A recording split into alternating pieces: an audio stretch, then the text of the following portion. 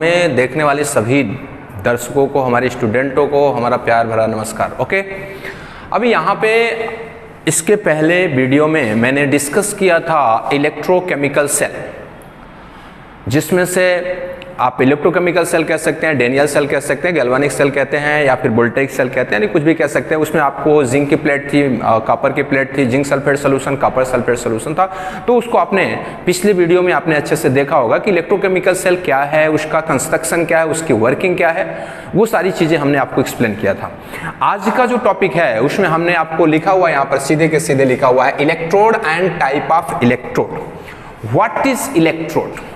What is electrode? Means metal or non-metal plate which take part in the redox reaction, that is called electrode.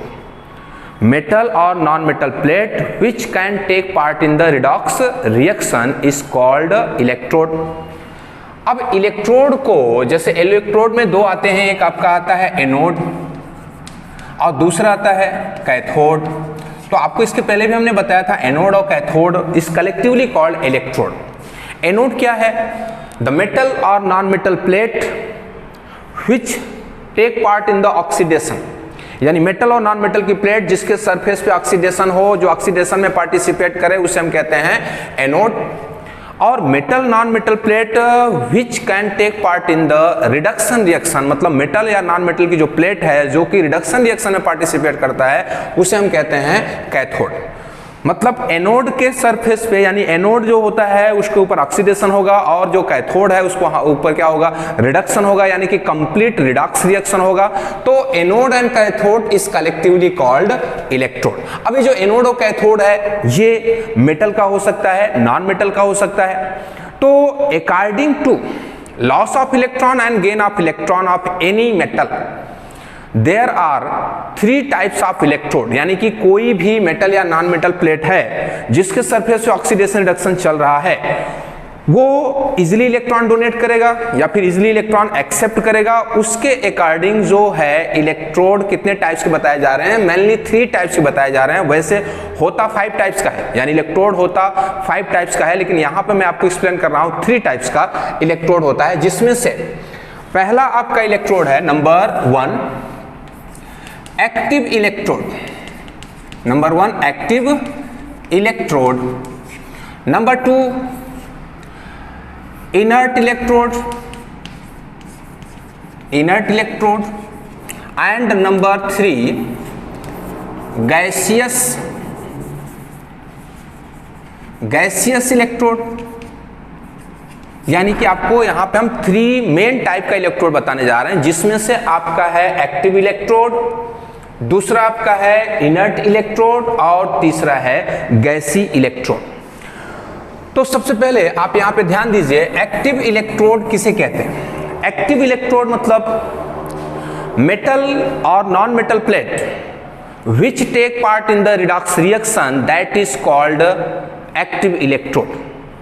जितने भी S block के metal हैं, P block के metal हैं, D block के metal हैं, कुछ D block के मेटल को छोड़ करके मैक्सिमम जो मेटल आपके पीरियोडिक टेबल में हैं, वो सारे के सारे किस में आते हैं? एक्टिव इलेक्ट्रोड में आते हैं। मतलब active electrode are those electrode means metal और non metal plate which can take part in the redox reaction is called active electrode. अब एक्टिव इलेक्ट्रोड में एग्जांपल आप ले सकते हैं, लिथियम है, सोडियम है, पोटेशियम है, जिंक, कॉपर, एल्युमिनियम, मैग्नीशियम, बहुत सारे ऐसे हैं, ठीक है, इटीसी। तो एक्टिव इलेक्ट्रोड आप समझ गए, metal and non metal plate which take part in the redox reaction. It may be anode, may be cathode. ये आपका एनोड भी हो सकता है, कैथोड भी हो सकता है। This is the depend on the difference in electron losing capacity और difference in electron gaining capacity. उसके हिसाब से हम डिसाइड करेंगे कि वो इलेक्ट्रॉन लॉसिंग कैपेसिटी जिसकी ज्यादा होगी वो एनोड बनेगा, जिसकी कम होगी वो कैथोड बनेगा, जिसका इलेक्ट्रॉन गेनिंग कैपेसिटी ज्यादा होगी वो कैथोड बनेगा, और जिसका इलेक्ट्रॉन गेनिंग कैपेसिटी कम होगी वो एनोड बनेगा। Okay, now inert electrode. Inert electrode like gold, platinum or graphite. अब ग्रेफाइट जो है वो नॉन मेटल है।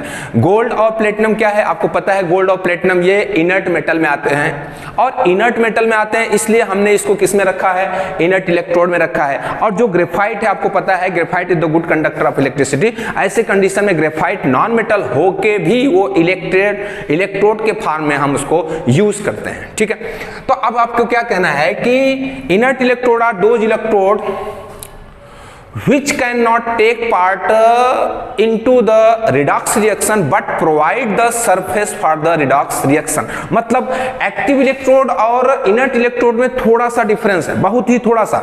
Active electrode can take part in the redox reaction, active electrode can take part in the redox reaction but inert electrode cannot take part in the redox reaction, only provide the surface for the redox reaction। मतलब जो inert electrode होते हैं वो खुद redox reaction में participate नहीं करते, लेकिन रिडॉक्स रिएक्शन इनके सरफेस पर ही होता है। जबकि एक्टिव इलेक्ट्रोड जो होते हैं वो रिडॉक्स रिएक्शन में पार्टिसिपेट करते हैं, उनका ऑक्सीडेशन होता है, उनका रिडक्शन होता है। लेकिन इनर्ट इलेक्ट्रोड जो होते हैं उनका ऑक्सीडेशन रिडक्शन नहीं होता, लेकिन उनके सरफेस पे जो भी कुछ कंपाउंड आ रहे हैं, जो भी आयंस आ रहे हैं, उनका ऑक्सीडेशन हो सकता है, उनका रिडक्शन हो सकता है। लेकिन जो इनर्ट इलेक्ट्रोड होते हैं वो सरफेस प्रोवाइड करते हैं, यानी कि रिडॉक्स रिएक्शन होने के लिए सतह देते हैं, लेकिन वो खुद रिडॉक्स रिएक्शन में पार्टिसिपेट नहीं करते। तो इसका मतलब क्या है कि inert electrode are those electrode which can not take part in the redox reaction but they provide the surface for the redox reaction.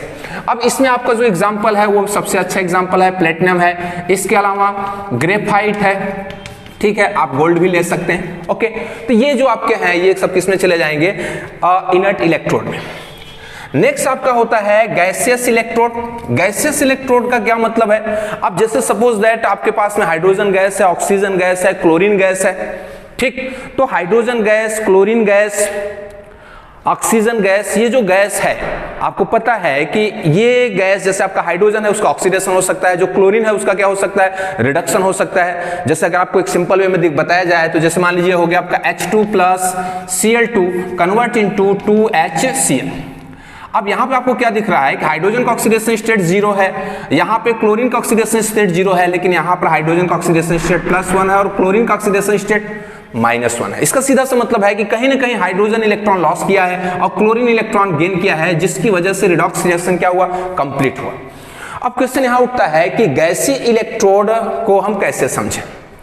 इसको समझने के लिए आपको क्या करना है, आप गैस में वायर कनेक्ट नहीं कर सकते, इसलिए आपको गैसीय इलेक्ट्रोड को बनाते समय सबसे पहले आपको ध्यान रखना है कि आपको प्लेटिनम इलेक्ट्रोड का यूज करना है। और प्लेटिनम इनर्ट इलेक्ट्रोड है, ये रिडॉक्स रिएक्शन में पार्टिसिपेट नहीं करेगा, लेकिन उसके सरफेस पे जो भी गैस डाला जाएगा उसका ऑक्सीडेशन हो सकता है या फिर रिडक्शन हो सकता है, इसलिए उसको हम प्लेटिनम के साथ शो करते हैं। जो गैसीय इलेक्ट्रोड होता है उसको हम प्लेटिनम के साथ शो करते हैं। तो आइए हम देखते हैं कि गैसीय इलेक्ट्रोड, जैसे मान लीजिए हाइड्रोजन इलेक्ट्रोड, अब जैसे मान लीजिए यहां हो गया आपका प्लेटिनम के सरफेस पे हमने हाइड्रोजन गैस फ्लो किया और हाइड्रोजन का क्या हो गया, आयनाइजेशन। मतलब आप यहां देख पा रहे हैं कि प्लेटिनम का ऑक्सीडेशन यहां 0 था और यहां पे कितना हो गया, +1। इसका मतलब क्या हो गया, ये ऑक्सीडेशन हो गया। इसका मतलब है कि ये इस कंडीशन में क्या बन जाएगा, एनोड बन जाएगा, ठीक है। दूसरा कंडीशन आप ले सकते हैं, जैसे आपका हो गया प्लेटिनम और प्लेटिनम के सरफेस में हमने क्लोरीन गैस डाला और क्लोरीन क्या हो गया आपका, माइनस हो गया।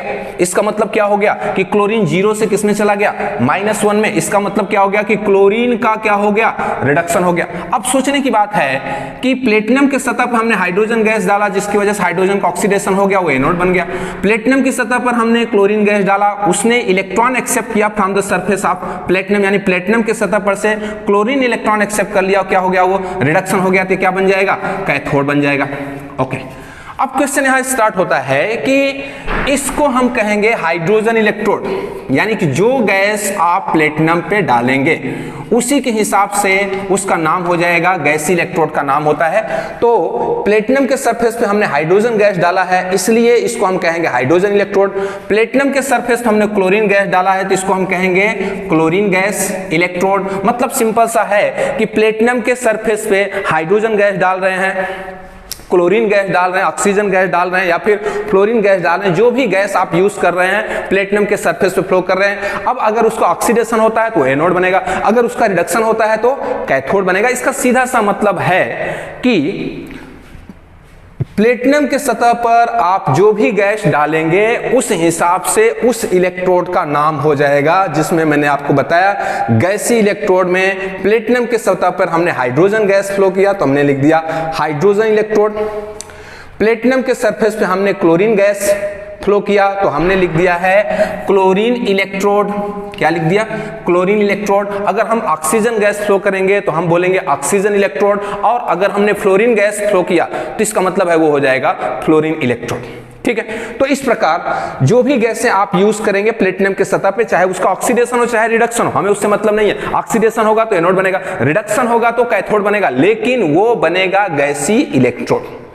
तो हमने आपको यहां पे बता दिया है इलेक्ट्रोड क्या होता है और इलेक्ट्रोड का प्रकार यानी टाइप ऑफ इलेक्ट्रोड, जिसमें हमने मेनली 3 टाइप का इलेक्ट्रोड आपको बताया है। जबकि अगर आप किसी दूसरे बुक में पढ़ेंगे तो हो सकता है कि आपको 5 टाइप का इलेक्ट्रोड देखने को मिले, पढ़ने को भी मिले, समझने को मिले। ठीक है, लेकिन यहाँ पे मेनली हम आपको 3 इलेक्ट्रोड बता दिए हैं, जिसमें से एक्टिव इलेक्ट्रोड, इनर्ट इलेक्ट्रोड और इनएक्टिव इलेक्ट्रोड इसको भी कह सकते हैं, इसके साथ साथ गैसीय इलेक्ट्रोड। ठीक है, अब हम आपको पढ़ाने जा रहे हैं symbolic representation of the cell. Symbolic representation of cell यानी कि किसी भी इलेक्ट्रोकेमिकल सेल का आप सिंबल क्या देंगे, मतलब उसको आप कैसे दर्शाएंगे कि कौन एनोड है कौन कैथोड है, और एनोड का कंसंट्रेशन क्या है, कैथोड का कंसंट्रेशन है क्या है। इसको समझने के लिए आपको एक सिंबॉलिक रिप्रेजेंटेशन देना है सेल का। आप सेल का रिप्रेजेंटेशन कैसे दे सकते हैं उसको आप ध्यान से सुनिए, बहुत छोटा सा टॉपिक है और बहुत ईजी है। ठीक है, सबसे पहले आपको पता है कि जब भी पूर्ण यानी कंप्लीट सेल बनता है तो कंप्लीट सेल में 2 पार्ट होते हैं, एक होता है एनोड हाफ सेल और दूसरा होता है कैथोड हाफ सेल।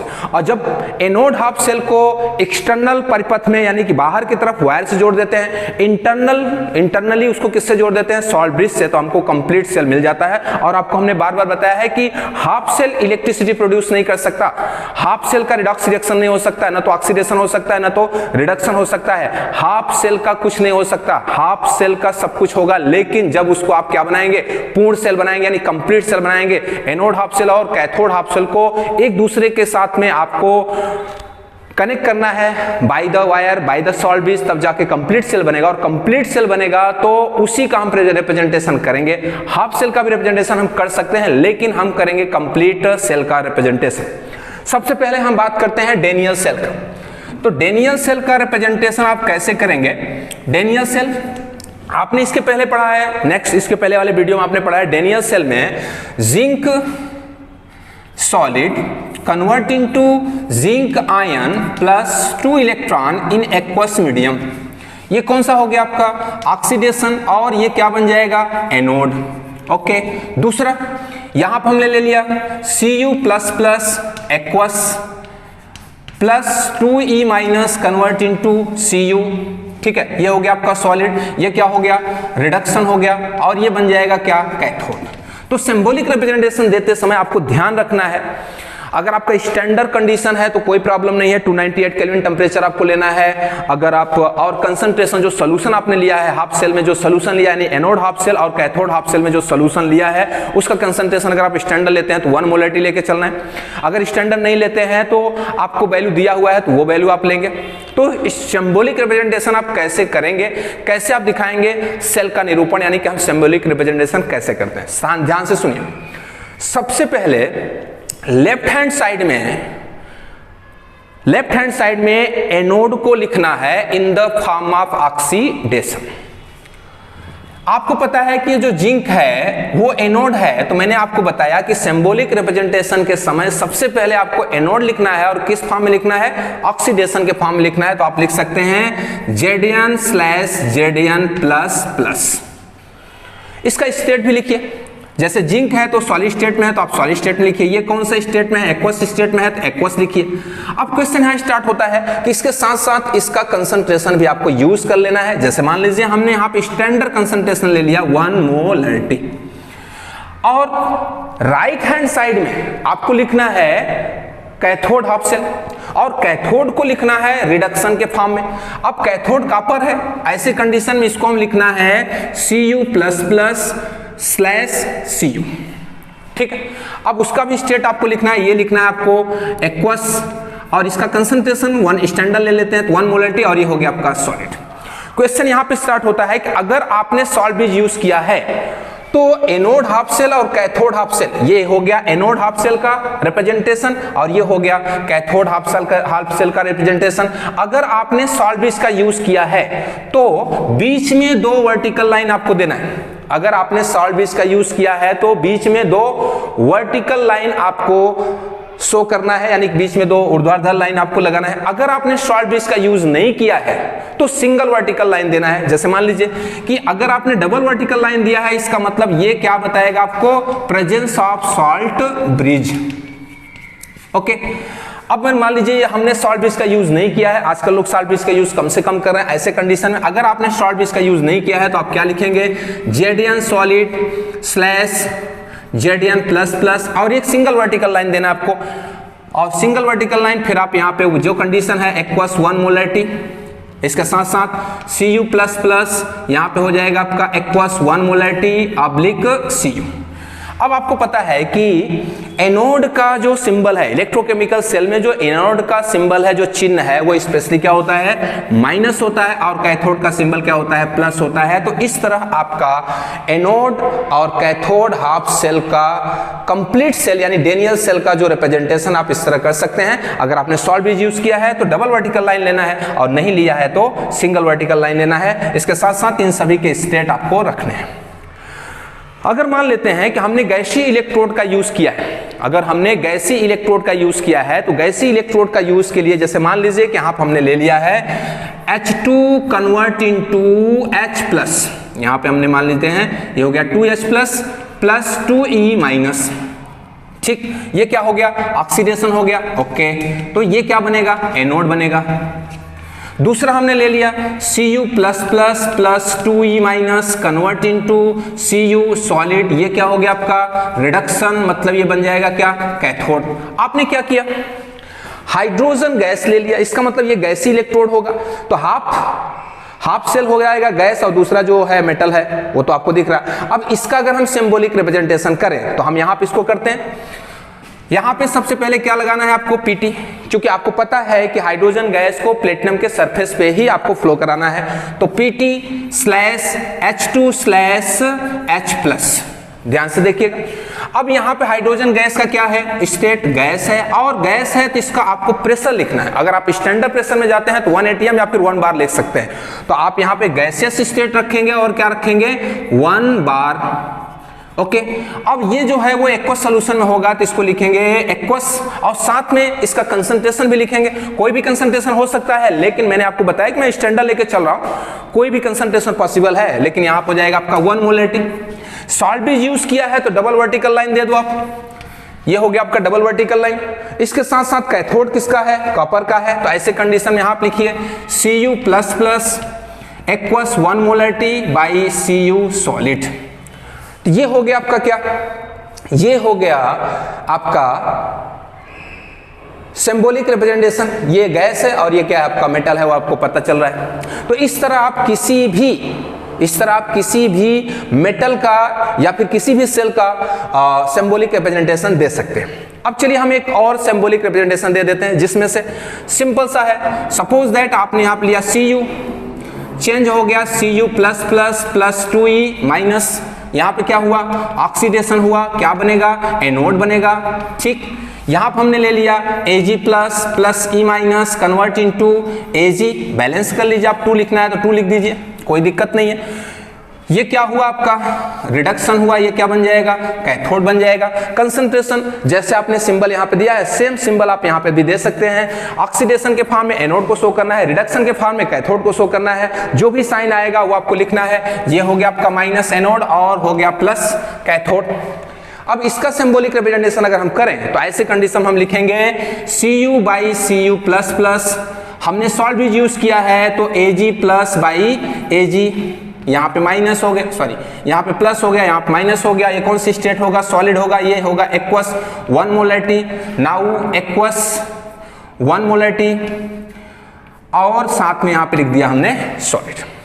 तो मैंने सिंपल सा बता दिया आपको कि सिंबॉलिक रिप्रेजेंटेशन आप सेल कैसे करेंगे, यानी किसी भी सेल को आप कैसे निरूपित करेंगे, और हमारे हिसाब से आप इसको अच्छे से समझ गए होंगे। लेकिन आपको ध्यान रखना है कि सिंबॉलिक रिप्रेजेंटेशन तब तक नहीं हो सकता जब तक आप ये डिसाइड नहीं करते हैं कि एनोड कौन है और कैथोड कौन है। जब आपका एनोड और कैथोड आप डिसाइड कर लेते हैं उसके बाद ही आप सिंबॉलिक रिप्रेजेंटेशन करेंगे। लेफ्ट साइड में एनोड रखना है, जो स्टेट है उसका स्टेट रखना है, एक्वस रखना है यानी सोल्यूशन के फॉर्म रखना है, उसका कंसंट्रेशन रखना है, प्रेशर रखना है अगर वो गैसीय इलेक्ट्रोड है तो। ये सारी बातें अगर आप लिख करके उसका सिंबल शो करते हैं तो उसी को हम कह देते हैं symbolic representation of the cell.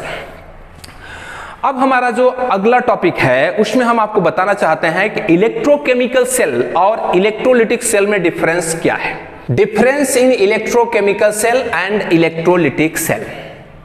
Electrochemical cell और इलेक्ट्रोलिटिक सेल में क्या डिफरेंस है उसको हम आपको शॉर्ट में बताने की कोशिश करते हैं, और काफी अच्छा टॉपिक है और आपको इंटरेस्टिंग भी लगेगा। ठीक है, तो सबसे पहले हम यहां पे लिख देते हैं इलेक्ट्रोकेमिकल सेल, और दूसरे साइड में हम लिख देते हैं इलेक्ट्रोलिटिक सेल। क्लियर? ध्यान से आप समझिए। Point number 1, electrochemical cell is a device in which chemical energy change into electric energy. ध्यान से समझिएगा, जो इलेक्ट्रोकेमिकल सेल है उसमें chemical energy change into electric energy. ठीक है, और ये जो इलेक्ट्रोलिटिक सेल है ये उसका अपोजिट है, मतलब in the electrolytic cell electric energy change into chemical energy. पहला पॉइंट आपको समझ में आ चुका होगा कि इलेक्ट्रोकेमिकल सेल में केमिकल एनर्जी इलेक्ट्रिक एनर्जी में चेंज होता है, जबकि इलेक्ट्रोलिटिक सेल में इलेक्ट्रिक एनर्जी केमिकल एनर्जी में चेंज होता है। पॉइंट नंबर 1 हो गया। पॉइंट नंबर 2, इलेक्ट्रोकेमिकल सेल में जो रिडॉक्स रिएक्शन होता है वो स्पॉन्टेनियस होता है, यानी रिडॉक्स रिएक्शन स्पॉन्टेनियस मतलब स्वतः होता है।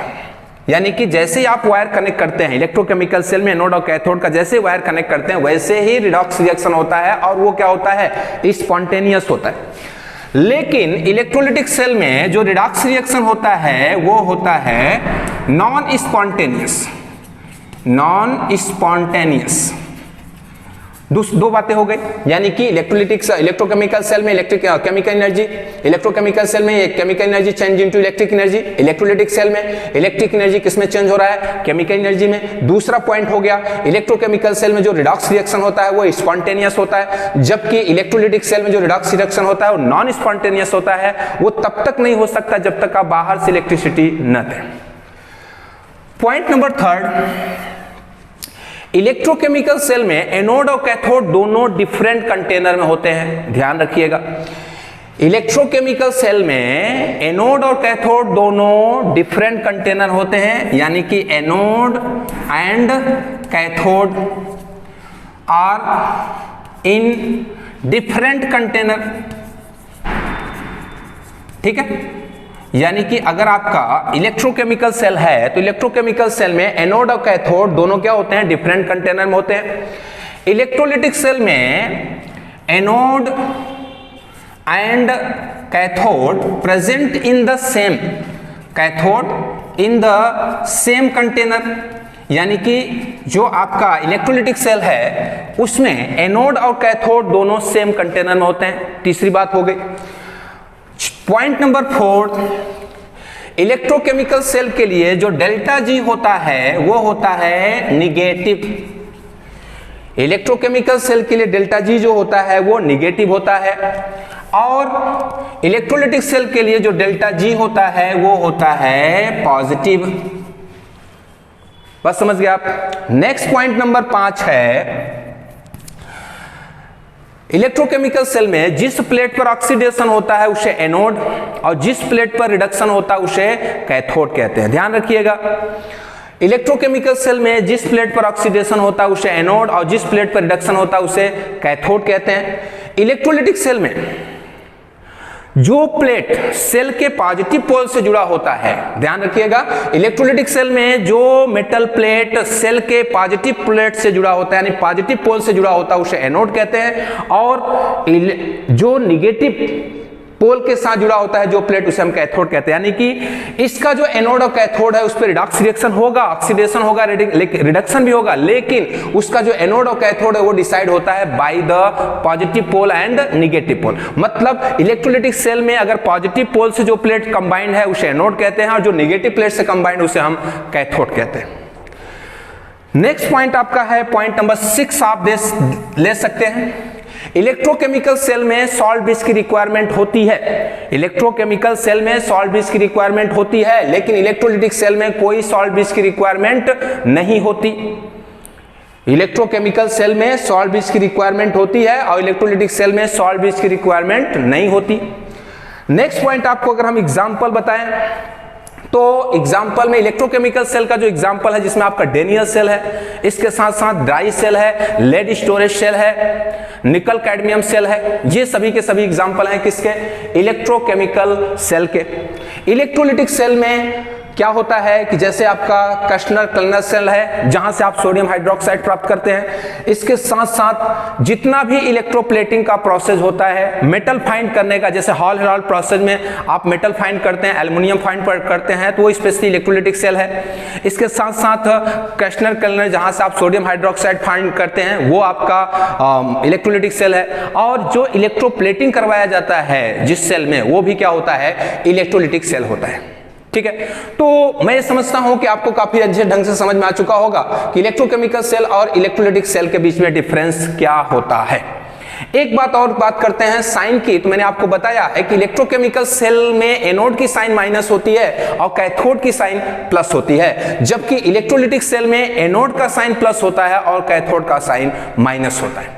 लेकिन इन दोनों में ही रिडॉक्स रिएक्शन ही होता है, क्योंकि बिना रिडॉक्स रिएक्शन के आपको कोई भी चेंज नजर आने वाला नहीं है। ना तो केमिकल ना तो केमिकल एनर्जी इलेक्ट्रिक एनर्जी में जाएगा और ना ही इलेक्ट्रिक एनर्जी केमिकल एनर्जी में जाएगा। मतलब दोनों में ही रिडॉक्स रिएक्शन होता है। ठीक है, तो मैं ये समझता हूं कि आपको ये डिफरेंस बहुत अच्छे से आपको समझ में आ गया होगा। अगर आपको कोई भी प्रॉब्लम किसी भी टॉपिक में, आज के किसी भी टॉपिक में आपको कोई प्रॉब्लम है तो प्लीज आप कमेंट्स करके हमको जरूर इन्फॉर्म करें। हम पूरी कोशिश करेंगे कि आपका जो भी प्रॉब्लम है उसका सलूशन हो। हमारे इस वीडियो को देखने के लिए आपको बहुत बहुत धन्यवाद।